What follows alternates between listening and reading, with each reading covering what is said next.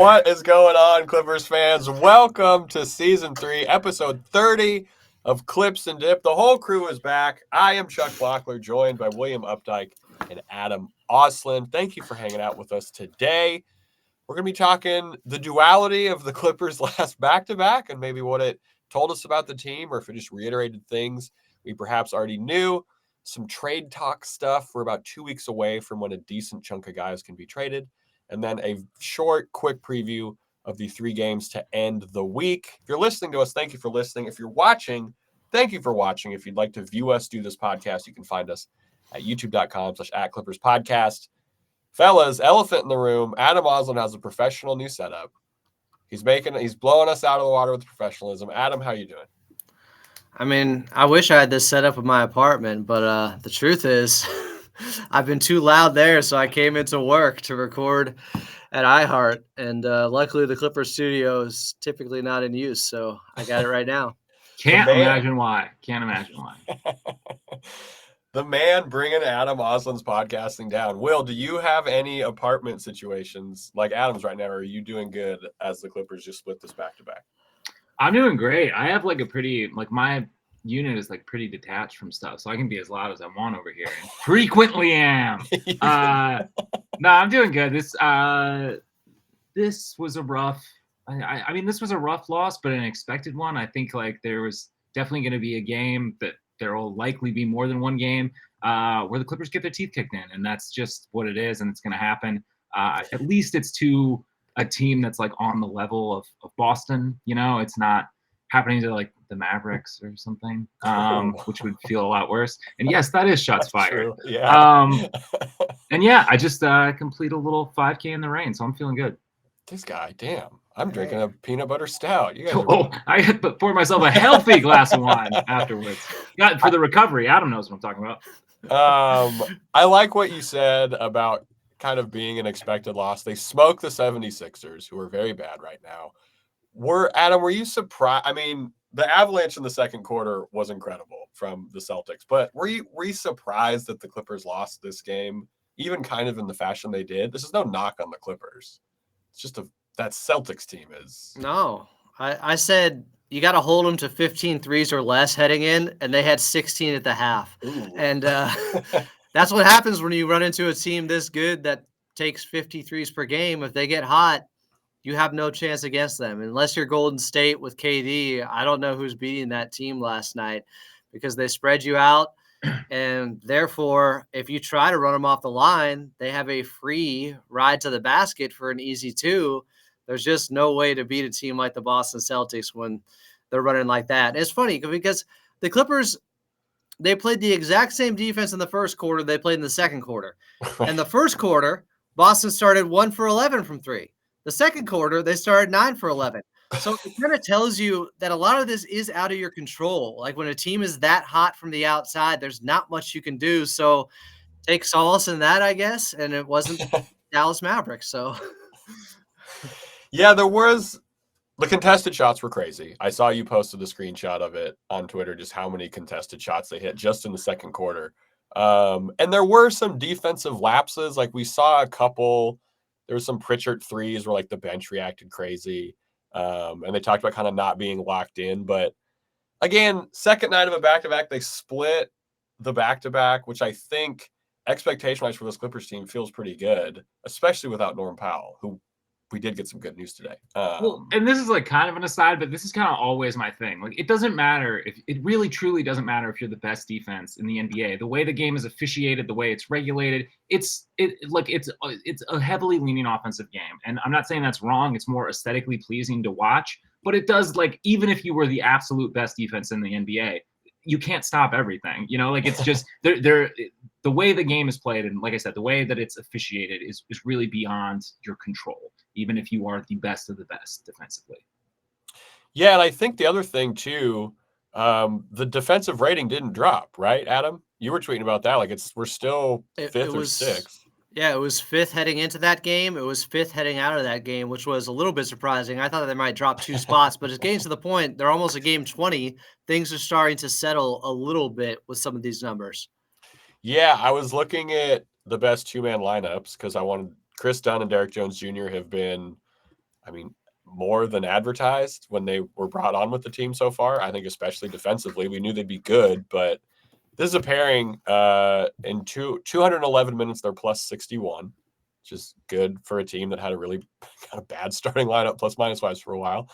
And if you look up the Clippers 2-man lineup stats and shift to totals, Kris Dunn, I think, is in 4 of the 5. Like the impact that these two guys are bringing together and that starting lineup switch, like there was, I think a good thing about this loss was there was no question, like it wasn't a lineup issue, right? Like they just got berated by Celtics threes. And it was a lineup issue. Well, sure, yeah. But I didn't, nothing made me think different of the Clippers after that loss. Outlier, throw it away, burn the tape, kill it with fire. There's not much you could do. They hit 12 threes in the second quarter. They went for the most points ever that a team has in a quarter against the Clippers, or they tied it with 51. They hit their first 6 threes of the second quarter, and there were a couple lapses, but it was like 3 or 4. Like, I don't know. I don't know what you do against Boston. They are an unsolvable problem. Well, we'll see them in the finals, I believe. And as Will says, it's going to be a pretty good series for the Clippers. Norm being out was a big issue. Having, there's only so many scoring threats the Clippers have if Norm Powell is out for this one. He has been upgraded to questionable for the game against Washington, which is great. We'd be happy for him to come back there. The Clippers sit at 11-8. Will, does 11-8 feel fair to you? Like, how are we feeling almost 20 games in? They've had a 10-point lead in every game. 3-1 without Norm. How are we feeling? I'm feeling pretty good about that. 11-8, like 3 games over 500. I feel like is really pretty decent for this stretch of the season to be just under 20 games. Yeah, we did the 10-game check-in, and we were all kind of like, if we're over 500 at 20.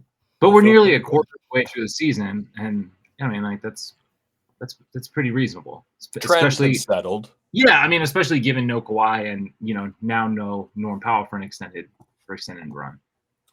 Adam, is 11-8 fair to you to this point for the Clippers? Yeah, I think they've exceeded everyone's expectations. I said just to stay around 500, and they're 3 games above it right now with one of the toughest schedules in the league. They've had 5 back-to-back instances so far. So 10 of their 19 games have been either on the front end or the back end of a back-to-back. I am thoroughly impressed. Defensively, they've been even better than I thought, and I thought they'd be pretty damn good, but it's held up so far. They haven't had a lot of slippage, even though their offense has still been bottom 10 pretty consistently. And the thing that surprised me most that I never saw coming was just the rebounding. They are the 3rd best team when it comes to rebounding percentage. They are the best team when it comes to defensive rebounding percentage. And all that talk about, they need a power forward, they need this, they're rebounding. They're doing it. They're showing that you can get it done, even with smaller guys out there, if they just apparently have the will and the want to. Yeah, I think like the will and the want to is kind of what Clippers fans have been missing from the team for the past couple seasons, right? Like there's always been this idea of like they're not playing how people want them to play or how they should be, looking on the court and stuff like that. I think the rebounds point to that. And I think the not giving up, I guess, like I'm not going to say they gave up last year, but this team wants to try and win every single game. I think it's very evident in a different way than last year. I am interested to see how the integration of Norm back into the lineup goes. Norm's obviously great. I'm not worried about, like the fit exactly, but just the shooting and how long it's going to take him to get back from the hamstring thing. Because it is impressive. 3-1 without Norm Powell is not necessarily what I expected if he was going to miss 4 games. But that integration is going to be interesting. Yeah, hopefully he picks up where he left off because they wouldn't have won that last game without him, and he played through it, played hurt. What was that? The Golden State game where he came back from the hammy and played through it and looked great and hit those big shots down the stretch off the feeds from James Harden as he was just curling around the perimeter. So they need him. Last night was a pretty big indication of that. Like you can have a great defense all you want. Like Will was saying, in today's league, things are slanted towards helping the offenses.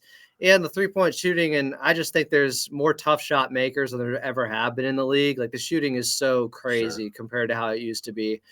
You got to have some firepower on your side too. They need Norman Powell really bad, really bad. Yeah, it's kind of like knife to a gunfight scenario down in Boston. Yeah, I don't know. It's but he's coming back. Hopefully, he'll probably play on Sunday. Or sorry, not Sunday. Against the Wizards, I would think. I wonder if they try to get one more game without him just because it's the Wizards. The worst team. They've won 3 games. the worst team in the league. Yeah, any final thoughts on how this team has been so far? I figured we'd get kind of the 20-game talk through out of the way. I think it's – Will, how much stock do you put into having a 10-point lead in every single game so far? Oh, I mean, very little, but it is impressive to see. It is impressive to see the Clippers. It is impressive to see the Clippers start strong. Like that's just not something that we've been accustomed to in years past. And I mean, it's a little bit more troubling when you see like the starters come out of the half really, really flat. Like that's troubling because I do feel like this team used to be pretty good at third quarter adjustments despite some of their slow starts. But I mean, it's a different squad. It's a different look. And to be able to get that momentum going, especially when they're setting the tone defensively, which allows them to get into their offense so much more efficiently. It's it's great to see, but it's, like I said, especially with games being like so offensive minded, like you're going to run into difficulties. And I mean, you get a few early fouls. I mean, it completely changes the entire landscape of the game. So it's, it's like we talked about, it's just these very thin margins. So no, 10 points to me doesn't feel that comfortable. That doesn't feel that padded. I like what you said, because that's kind of the point of the Celtics game, right? Like they were hitting so many contested shots. Even if you're playing good defense, you're still not being rewarded with necessarily like a positive possession because they still scored. And then the offense got slow. Ty Lue talked about it. He was like, we were not initiating things fast enough. This team is built on the good defense helps the offense, which does need help. And, that's why I guess, I don't put too much stock into the way they lost against the Celtics because they at least they were just 51 points in a quarter. But yeah, I think I agree with you. The 10-point lead thing is cool, but it would be a lot cooler even just 5 years ago, I guess. Because totally. It's just, yeah. I mean, I guess I phrased that around the Clippers, but I mean, 10 points is not that big of a lead for any team. Yeah. To Will's point, though, talking about them getting off to good starts, and we're not used to that. It is funny. I just checked the plus minus in first quarters this year. They're 6th. They're a plus 47 in first quarters. Jesus Christ. That's awesome. Yeah. It's a new era. Seriously. Oh, man. That's and they had some bad starts. I think a lot of this is just over the last 10 games or so, because the starting lineup wasn't doing well early on when Terrence Mann was still in it. I think they were a minus at that point. They were absolutely minus at that point. Coming up, we're going to be talking some trade eligibility stuff. It's almost December 15th. People have been talking some trade things. They have ideas. If you're watching us on youtube.com/@ClippersPodcast, we're not going anywhere. If you're listening to us, thank you for listening. But there's going to be a quick audio break and then some trade talk coming up in 3, 2, 1. All right, welcome back into Clips and Dip, your favorite Clippers podcast, maybe your favorite NBA podcast. I don't know. But we talked about how the Clippers are doing so far this season, our run on it. Now, I mean, kind of what everyone wants to talk about. I feel like it's to a certain subsection of fans, maybe more important than the games. But December 15th is coming up, which makes a lot of players trade eligible. It makes things kind of interesting if you're into recliner GMing, if you will, if you're into screenshots of trade machines, baby, it is your season. So we got to talk about that. Let's just kick things off. I mean, I've kind of said my opinion on this one. It still hasn't really changed. I feel like it's difficult for the Clippers to make an acquisition given that they are 3 games above 500 without Kawhi Leonard. Like, you're in such a bizarre limbo. Like, is that enough to try to make a big swing, leverage what little assets you have for a better rotation? I would say probably power forward, I think is what I would aim for. Where are you at, Adam? Is there anyone who is sort of tickling your fancy in this upcoming December 15th free agent class? I don't know. Given that the Clippers are 11-8 and that we still don't know the status of Kawhi Leonard, in fact, the update yesterday was more of the same and made me less hopeful, honestly. That came from Law Murray. Like, Right. he's doing some box work. He's shooting a little bit. He's progressing. We're talking about an injury from late March.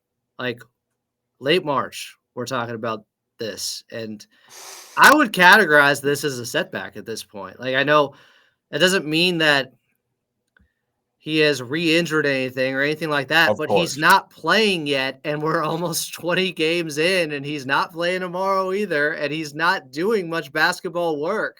So I don't know where we're at with that. It could be as simple as, well, they're 11-8, so they can hold back Kawhi even more and preserve him and try to wait till they really need him to make that push for the playoffs.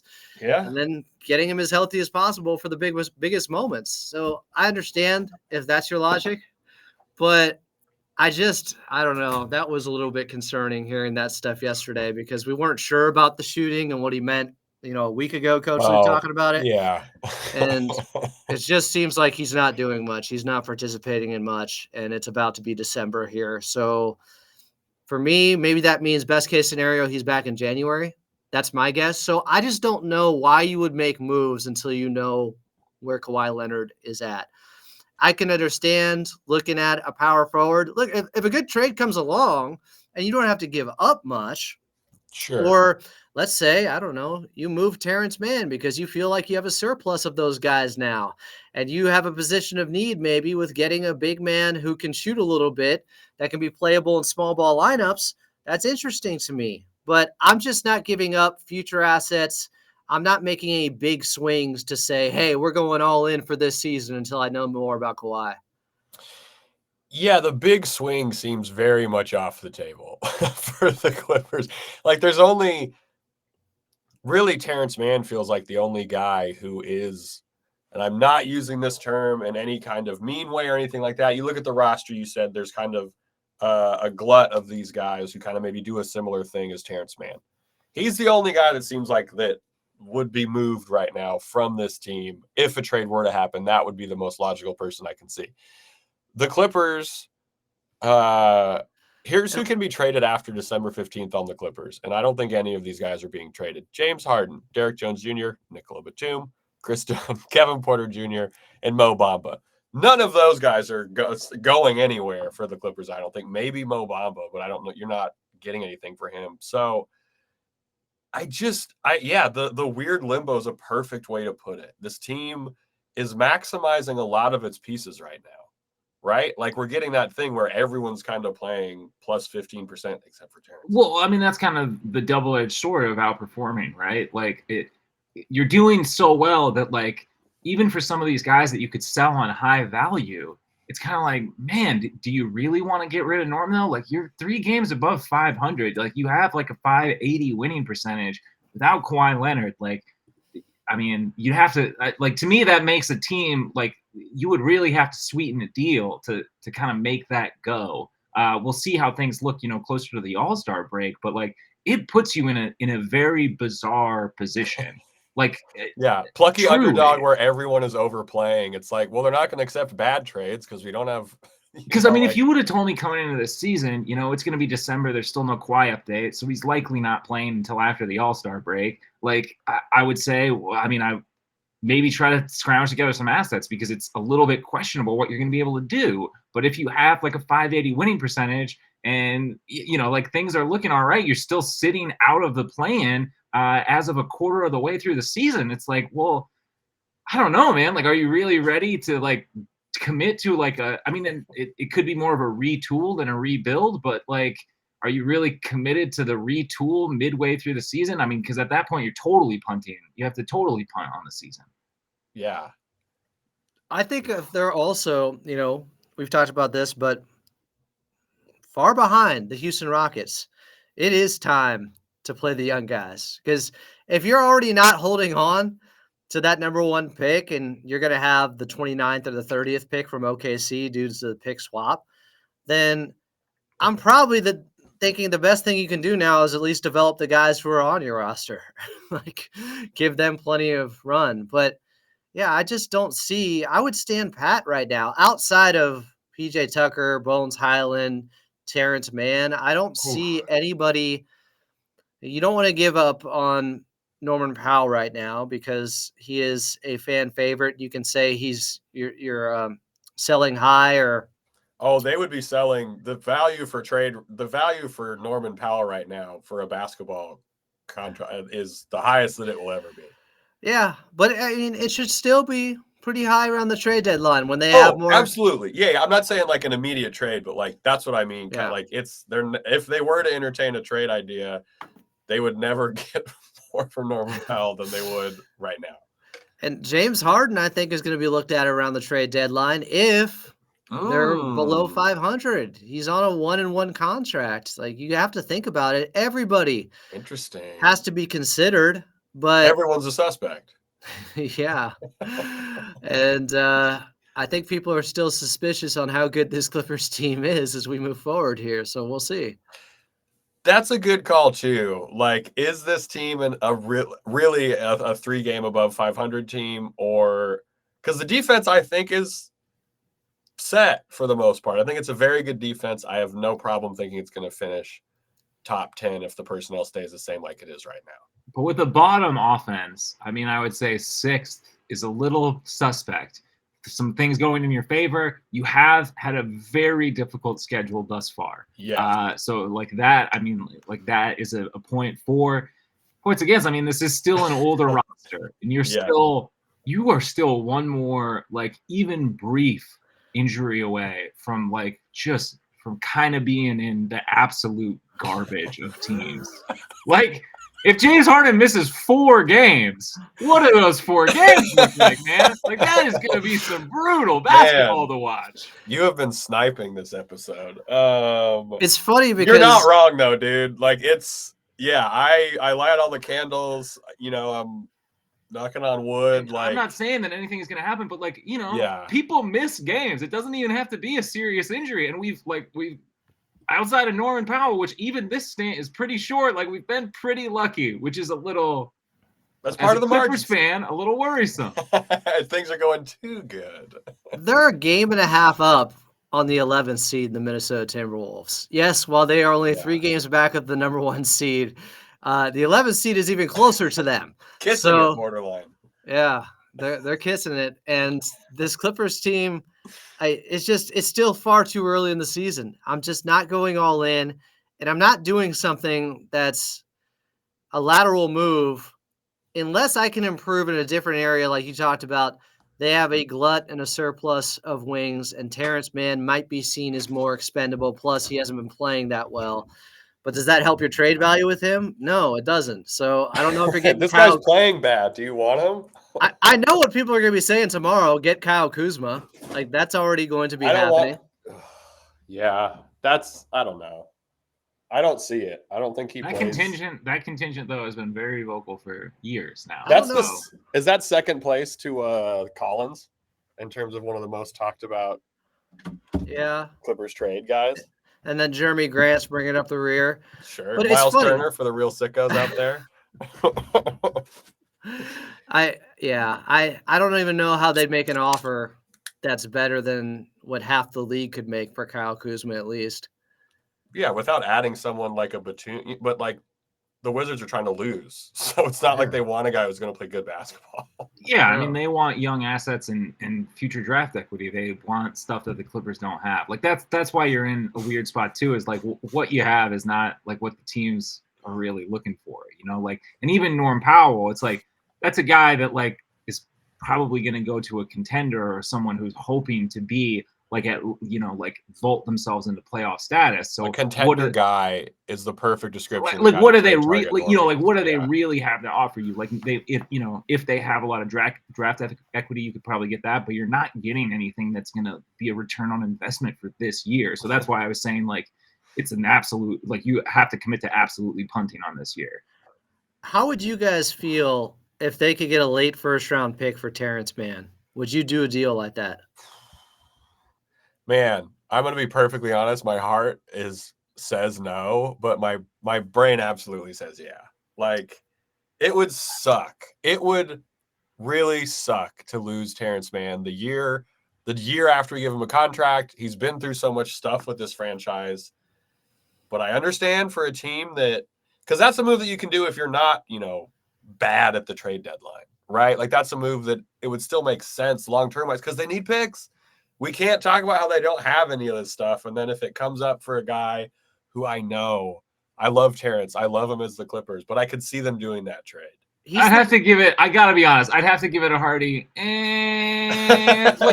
because what is the other move, right? Like, if we're gonna trade away James Harden and or Kawhi Leonard and strip this thing down, yeah, give him up. Let's get a first. My thing right now is like, okay, so what year is that first? Let's say next year. Great. So how much playing time are we going to be able to get them in that year? How long is it going to take to develop this theoretical prospect? Like, I understand, and I do see the value in that, especially if you want to package that pick with a different move. But again, that means you're kind of committing to punting on this year. I feel like you're losing a rotation player for very little, for something that's to match salary, something probably worse than Terrence. And a future asset, I would assume.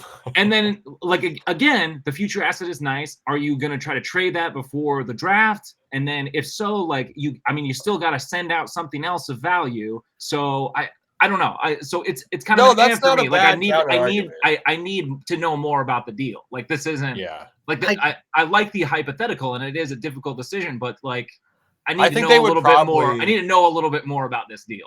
I think they'd probably use the pick in a deal once the books opened up more to do a similar, obviously not as big of a swing, because I don't think those are as possible anymore with the new cap stuff, as they did with PG. And like, I think they would be somehow lumped in, but that's a good call. To me, I guess I just don't see trading Terrence Mann as a punt sell-off type of move. I think he's the one guy that's the easiest guy to replicate that you can also get something for. I think that we all want Jordan Miller to play, right? That's how he plays. That's how he plays more. You trade Terrence Mann. Like, we talk about the minutes crunch all the time. I'm not saying I want this. I love Terrence Mann. I'm just saying this is the one player you could move, and I don't think you're going to have some major drop-off from losing him at this point. I don't. But we also, what Will just pointed out, which I think is a good point, if there were to be an absence and we don't have if we don't have Terrence Mann to fill it, because he is he's not, I know he hasn't had a good season, but it's not like he's. And I like Terrence. He's not an immovable for me. I'm not saying that at all. And I definitely see the logic. I just don't know. Like, I just have questions, I guess. Who's this guy? I'm looking at Jordan and Miller. Who's giving up a first-round pick? You know what I mean? Again, that's a contender. So you're looking at like what? Like the 27th pick? I mean, I don't know. Yeah, I'm just also thinking, to be fair, ass is out right now. I don't know that much about this upcoming draft pick. I don't know what it's looking like at 30. If you're grabbing some value there. You haven't projected your entire first round yet, dude. It's almost December. We're not even a quarter of the way into the season yet, man. Give me some time. Build your board. I haven't even had time with this draft class. Rome wasn't built in a day. My draft boards are never built in a day because I never build them. I used to say that for Jerome Robinson. Jerome wasn't built in a day. No, he was not. There's still it's unfinished. That version of Rome is unfinished. I don't. It's also, I put a note in here too. It's fine if the Clippers don't make a big swing at this deadline. I think people are caught up, and I mean, and this makes sense. People are caught up. The Clippers are playing basketball that's fun to watch. It's annoying to play against. But again, they're 3 games over 500. We're not sitting in some position of power as the Clippers right now. I don't. And like where we are in the standings is the same way I feel about a Clippers 10-point lead, basically. Right? Like, that's a perfect way to put it. Like, they've overplayed in some areas, I believe. Obviously, we got the best start from Norm's career. It's wonderful. The defense, I think, is closer to real than not real. But So I'm gonna have to kick you out. like, we're we're not in a spot where we're sitting there just like, oh, of course. When do I have to get out? It's a team that they've said constantly they're going to open up the books after next year. It's going to be okay. Adam, did you just receive some horrible news? No, actually, wait a second. I could just bring my computer with me to a different studio. The beauty of modern technology. I just brought my computer with me to get another peanut butter scoop. We're on the move, boys. Things are Let's do forward. it. But yeah, Network is with me. Don't be mad if they don't make a big trade. It should be expected to just be perfectly honest. Like, yeah. Unless everything I said was wrong and they do end up trading at one of those guys I just mentioned, but I don't think they will. Levine's back on the menu, boys. Oh God, no! That is not what the Clippers need right now. Yeah, let us know in the comments or on Twitter at ClippersPod what you think they'll do. Don't necessarily send us any ideas. Just let us know if you think they will do a trade. If you're not watching the show, you're missing a tour of the iHeartRadio studios from Adam Osland right now. I've just been told I can go back now. Sorry for the distraction. Oh, fantastic. Hey, there's KFI. Before we kick it over to the next segment, Will, what varietal are you enjoying right now, if you don't mind me asking? I'm enjoying an orange wine. I wish I would have taken a picture from the label. I actually am not familiar with it. It's a new one for me. Picked it up over at Vino Vore, which is a fabulous little wine shop. Okay, right after getting a haircut at Silver Lake Barbershop. None of these are ads. These are just shout out Silver Lake Barbershop. That's where I go to get my haircut. These are things that I personally endorse, but this is in no way paid advertisement. These are not paid advertisements, but if you're anywhere near Silver Lake Barbershop, get a haircut from there. Go there at 7 in the morning like I do sometimes. It's a great way to start your day. Yeah, maybe pick up a bottle of wine afterwards. Who knows? Who knows? Or perhaps, anyway, I like this milk. I like this peanut butter stout. Not enough to promo it. All right, coming up, we're doing a quick preview of the Wizards, Wolves, and Nuggets game to end the week. We got some ads coming up for the audio listeners coming up in 3, 2, 1. Welcome back in. It's Clips and Dip. I'm Adam Osland. We got Chuck Mockler and Will Updike here. I'm in a new location at work for this one. I'm kind of enjoying it now that I realize this is a laptop and you could just carry it around with you through the power of technology. I was like about to grab the entire desktop and be like, okay, guys, I'm just going to move this over here. We saw the gears turning in your head. You went, wait a minute. You saw the little monkey going like this. Yeah, the symbols were getting So the Clippers taking on the worst team in the league that has been one of the worst teams for some time now, a rudderless group, but Michael Winger now in charge. Things will change. I like what they did with their first round pick. They got that French guy, right? Don't they all have a French guy at this point? Yeah. He's more mobile than Batum, though. Or excuse me, than Batum and Rudy Gobert, and he's 7 feet tall. But this Wizards team is playing tonight, obviously. They are in the struggle. I could not find one category they thrive in. I'm looking at it right now. Defensive rating. You could say pace, but that's just style of play. That doesn't mean anything. Obviously, they're a top 5 pace, and they're one of the worst teams. Hey, I know they have a really bad record. They've had the hardest schedule, guys. Could turn things around. The funniest thing is their 2 games came in a row that they've won, which what a letdown that must have been. They didn't lose to Boston by as much as the Clippers did. Is there something there? Something. Yeah, I don't know. Like literally the worst team in the league, and then 2 teams that the Clippers are ahead of the standings in the Nuggets and in the Wolves. The Nuggets, of course, just got embarrassed by the New York Knicks. Surprising. They were getting some asses chewed. Yeah. What is one thing we'd like to see over these 3 games? What is one thing consistently you'd like to see over these 3 games? Before, of course, we pick our player of the games for these 3 games. I'm thinking Dubs. Damn. Took my Tyler says, point. Look at the board. It says win. I wrote 3 Dubs down on the board and circled it. And you know what? We got them. We got him, everybody. Guess what word starts with a W? Wizards. Yeah. Man, they are bad. No, so I you want just to see 3 wins? Yeah, 3 wins.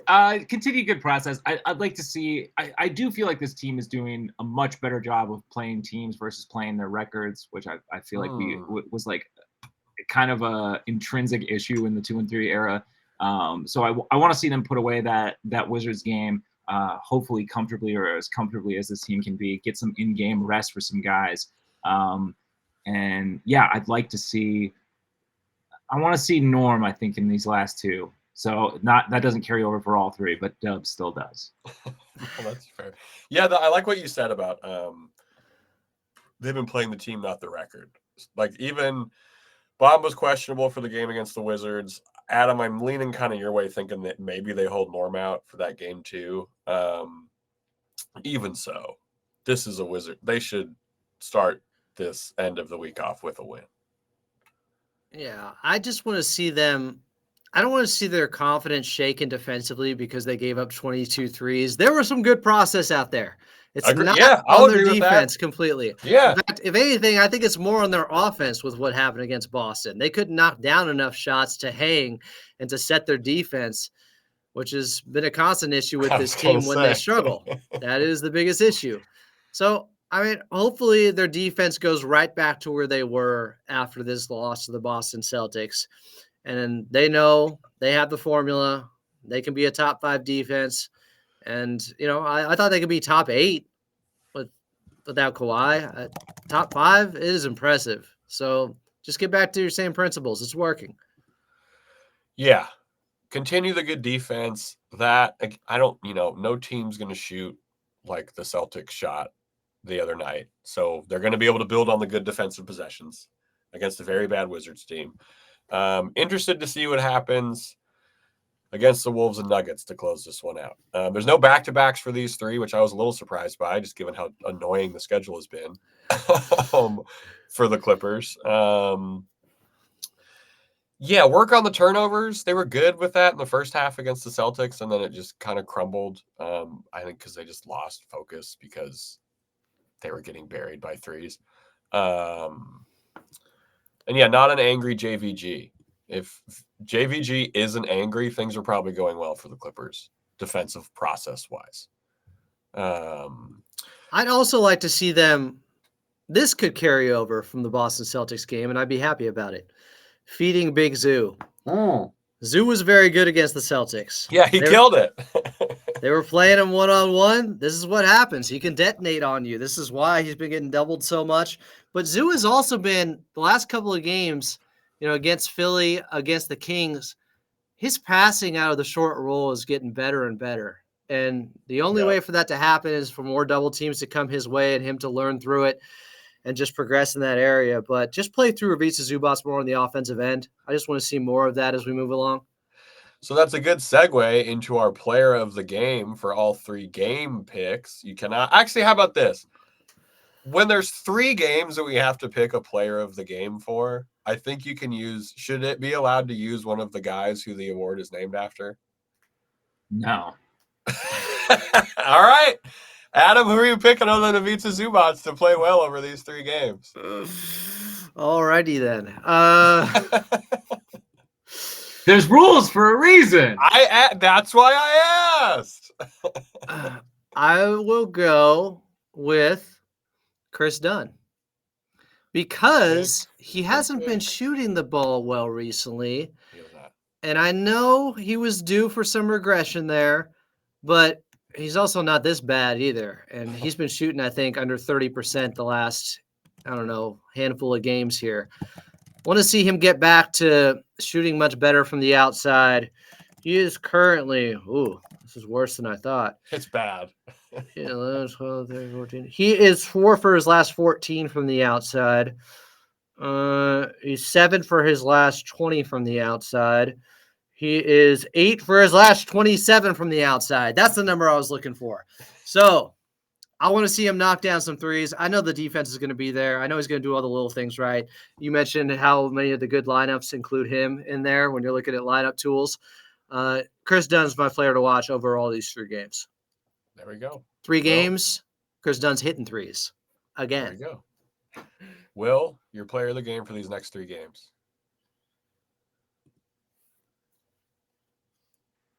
Man, this is a tough one.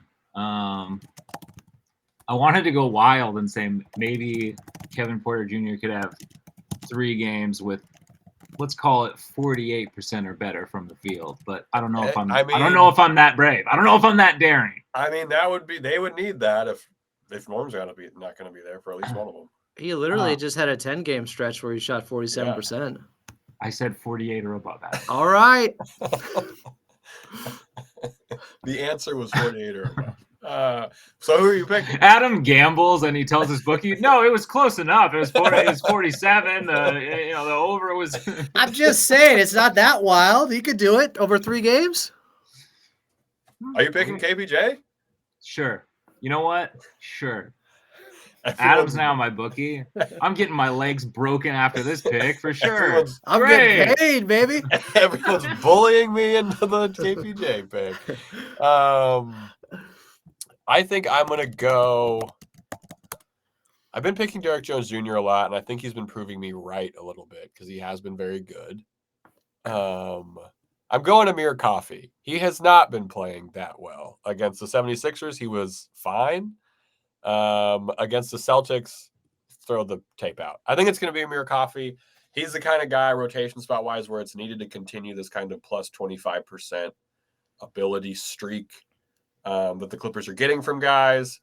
And these 2/3 of these are hard opponents. Like, I know the standings say what they say, but, like, we're going to get some weird Russ vengeance, right? Like, the Timberwolves are huge. That Anthony Edwards continuously kind of kills us. Like, Amir Coffey is going to need to be huge all 3 games. I'd just like to point out that not one of us chose Terrence Mann, yet you guys won't trade him for a first-round pick. I didn't say I wouldn't. I literally said I would. What's the pick? And I said I would. What's the pick? The social fabric of this country. It's a pick. It's one of those. I really like the Kris Dunn pick. Another, like, the Wizards kind of throw a wrench in this, but another guy I'm really excited to see how he does in these games is Derrick Jones Jr. Just because he's a guy who figures to be in our starting rotation in the playoffs. You got 2 tough Western Conference opponents. I'm curious what this new starting lineup looks like, and he's not named in the awards, so he's just my guy to watch.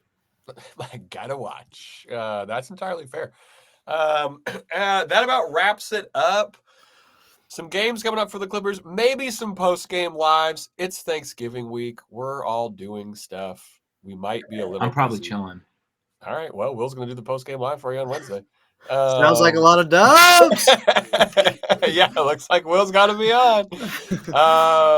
We're all got some family activities that we're getting up to. Hope everyone is having a good holiday week, by the way. Things are going smoothly for you in this rainy Los Angeles couple of days. Will, now that people are gathered around the table, they're sharing how they really feel, where can your cousin reveal what that dang podcast they've been listening to all day in their room has been during Thanksgiving dinner? Oh, yeah. You can either share with your family or choose to withdraw from your family by listening to this show wherever you get your podcasts. If you happen to listen over on Apple Podcasts or Spotify, you can leave a little rating or review over there. We would love that. But the best way to consume this show is still over on youtube.com. That's at Clippers Podcast. But hey, however you watch, you listen, we're thankful for you. And as always, we appreciate you. We very much do. Adam Osland. Unless you got a timeout at some point. Well, timeout is different. We still like you, but you're in timeout. Yeah. It hurts us. It hurts us more than it hurts you. Not for me. I love putting people on timeout on YouTube. It is one of my favorite things. I say, timeout. Especially when they come back and say something, you get don't put me in timeout. My favorite is don't put me into timeout because it's just come full circle from such a child. It's like the digital dunce cap. Like we're somehow. All right, before we get out of here, Adam Osland, one positive thing to send these Clippers fans out if they're preparing meals or if they're just waiting to go eat meals that have been prepared.